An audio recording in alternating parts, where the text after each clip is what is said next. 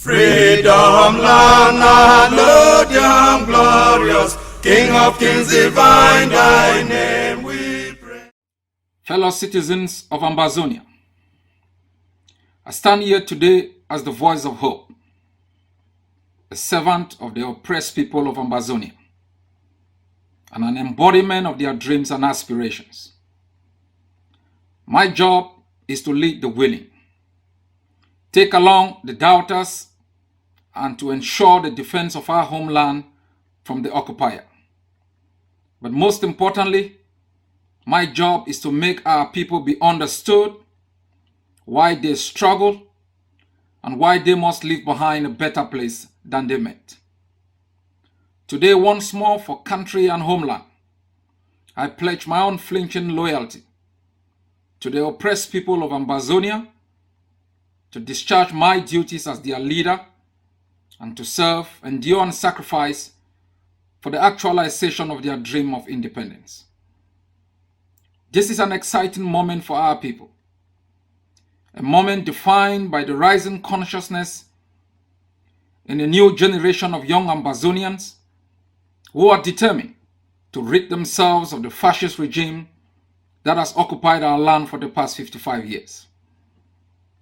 As a people, bonded by a common heritage, facing a common threat and hoping for a common destiny, that of a free homeland to call our own, we must and should never lose faith in the very indomitable spirit that has helped us survive deprivation and impunity for almost half a century. 55 years ago, we were faced with a great question of our existence. The question was a choice to independence through integration with Nigeria or federation with Cameroon. But curiously, before the plebiscite of 11th of February 1961, our former Prime Minister warned us against the dangers of union with Cameroon. Dr. Endele warned that union with Cameroon will mean an invitation of a new system under which everyone lives in fear. You will not be free to move about. The police can even imprison you without a fair trial. If Endele were to rise from the dead today, he wouldn't be surprised by what he predicted some 54 years ago. It is thus without a bit of an error if I should state that Endele's prediction about the terror of Cameroon's approach to governance has been the reality of our lives since independence. Where in a land of plenty, our children's lives has been mortgaged. Despite the abundance of wealth in every human, material, or natural domain, which has been exposed to us in the land of AMBAZONIA, we all wallow in misery and uncertainty. Unfortunately, this sad reality does not escape any AMBAZONIAN alive or yet to be born.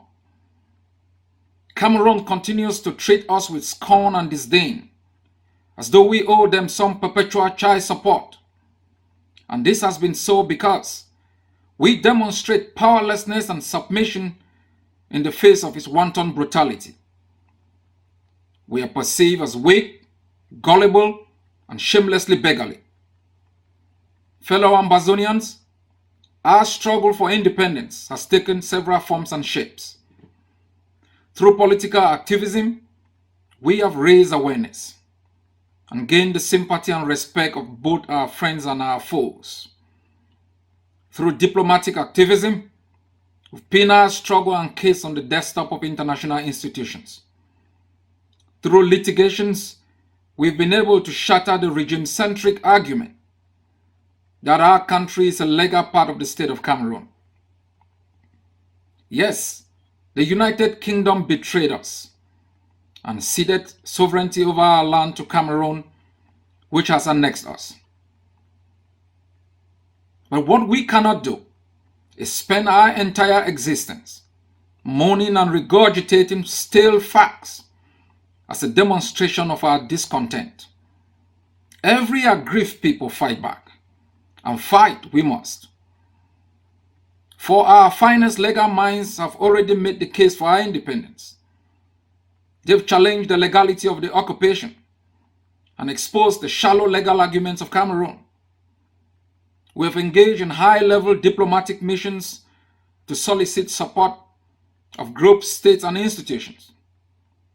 In the past decade alone, countless deputations, memoranda on our case have been addressed to Mr. Biya, to the United Nations, the African Union, the Commonwealth, and a number of governments. We have never doubted the strength of diplomacy. But as history has proven to us time and again, it is the very idea that we can hold meetings, make lengthy declarations, speeches, and resolutions, travel abroad, tour the world, and hold consultations that has kept most leaders focused on exogenous solutions to the cruel and dehumanizing persecution of our people. It is this belief, coupled with the paralyzing stigma of fear of the consequences of domestic resistance, that has kept many wondering how we can defeat a less powerful adversary. For us to be free, we must rise up to decisively defeat this yoke of dehumanization placed on our backs. We must do this because, like every other people, we have an equal national destiny in this world. And it is incumbent on us to defend, to assert our sovereignty, and in doing so protect it against domination, destruction, and theft by any foreign nation.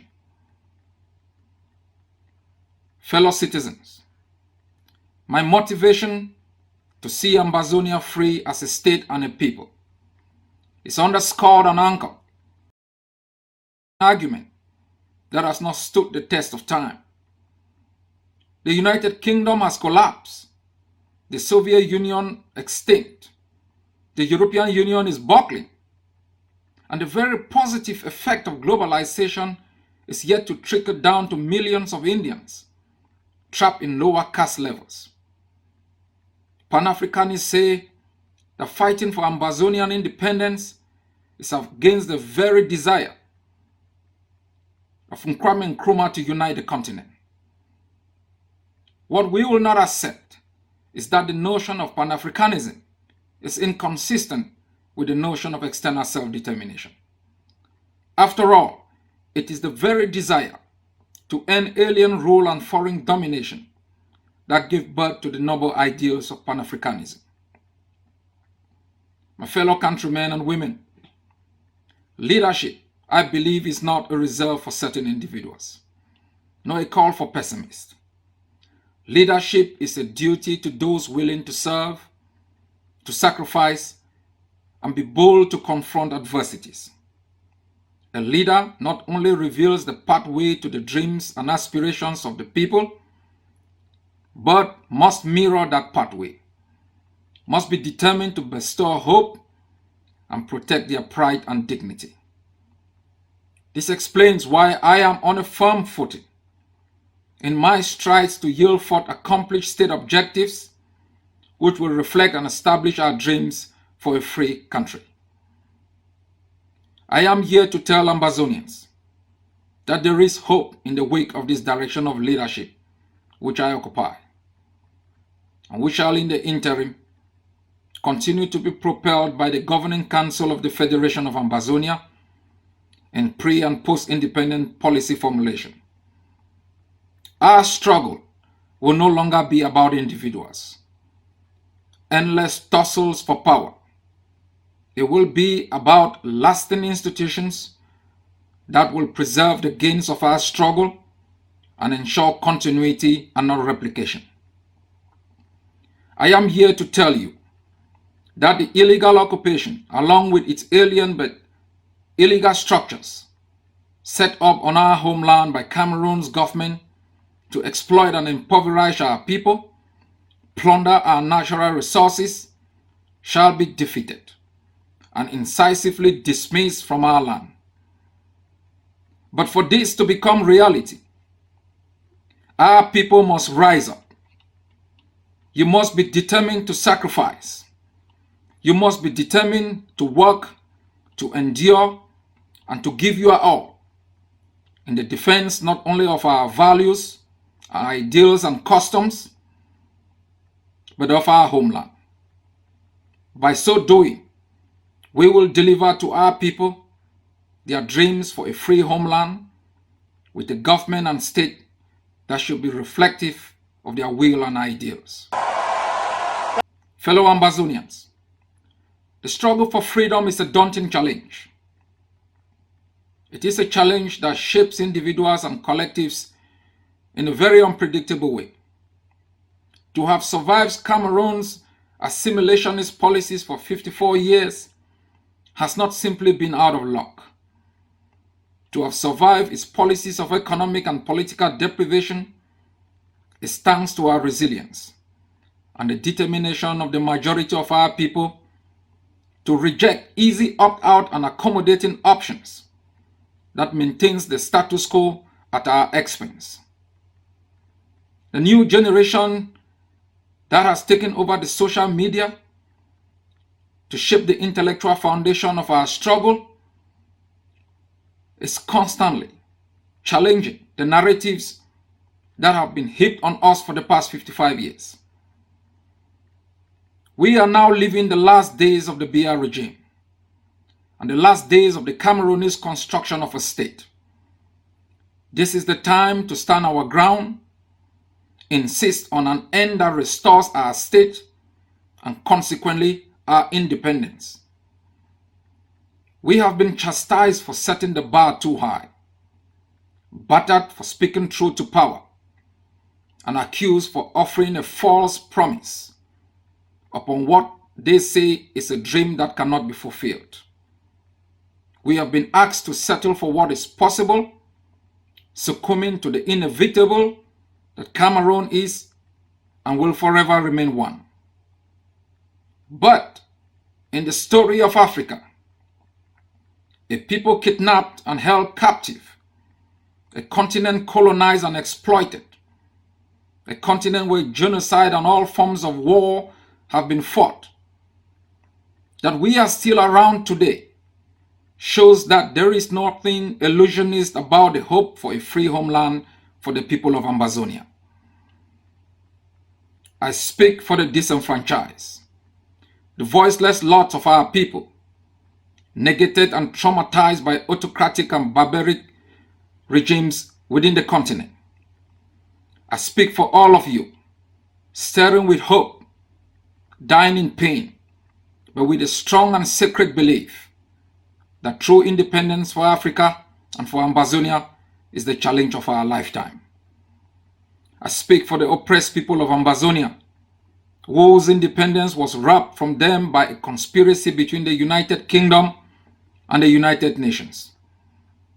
I want to assure each and every Ambazonian whose interest for liberty I heartily represent, every citizen of our state, from the offshores of Ambas Bay to the elaborate mountain and stony terrains of Fako, the sandy plains of Ndian and the dotted hills and nomadic grass fields of the northern zone of Ambazonia, that you have today awakened to a new dawn, one that will guarantee to have our hands on the plow and together conquer our nation's foe, and yet still together gather and feast over the spoils of a state restored and independence and sovereignty asserted. I therefore undertake this venture of leadership, knowing fully well of the gravity that which is at stake, and not only prepared to do, but knowing what to do and shall do, which I have in the past promised shall be done for the liberation of our homeland. I therefore welcome all on board this flagship as we set sail in these turbulent seas of black on black colonial debacle. As we sail, we shall together weather all the storms and impediments until we arrive at the shores of total independence. A noble comrade of ours wrote these indelible words about never giving up. The first place we lose a battle, he said, is in our thinking. If we think the annexation is permanent, then it's permanent. If we think we have reached our limits, then we have. If we think we will never achieve our goals, then we won't. We have to change our thinking, he wrote. We need to see everything that is holding us back, every obstacle, every limitation, as only temporary. Soon, when all has been achieved, we are going to look back on this period of our lives and struggles and be so glad we never gave up our dreams. God bless Ambazonia. Freedom land, hallelujah, glorious, King of kings divine, thy name we praise. Defend our sovereign land, break every sort of spite and scorn, and lead us forth uncowed by fear when our fight of honor is over. Let our song of triumph fill the sky, and our faith and steadfast courage, firm as a mighty rock, win from thy hand the crown of victory. Freedom and songs of liberty, set a banner fluttering in a prosperous wind. By thy bountiful hand, raise his land of freedom, to exalt among the nations proud and free. Out there vast from shore to raccoon, from the surging waves of Ambas Bay, from the rocks and rills of Goya, to the heights of Kilo Mountain. Let Africa's voice in freedom song rise to sublime heights and magnify. Thee are God and great defender, grant us in the end to be great in peace.